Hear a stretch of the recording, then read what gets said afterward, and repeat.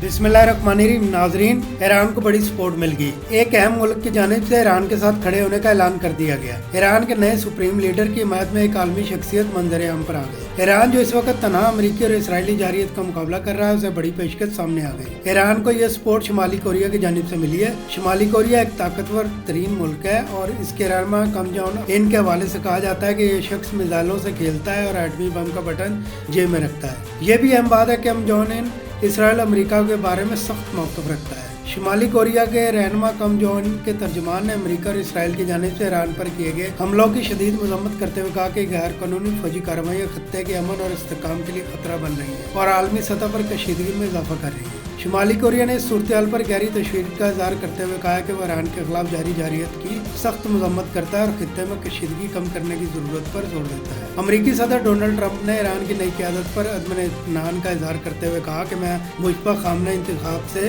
खुश नहीं हूँ और मेरे मुताबिक ईरान का नया रहनुमा पुरसकून जिंदगी नहीं गुजार सकेगा। जबकि इसराइली वज़ीर-ए-आज़म नेतन्याहू ने ईरान के नए सुप्रीम लीडर खामनाई को कत्ल की धमकी दी है।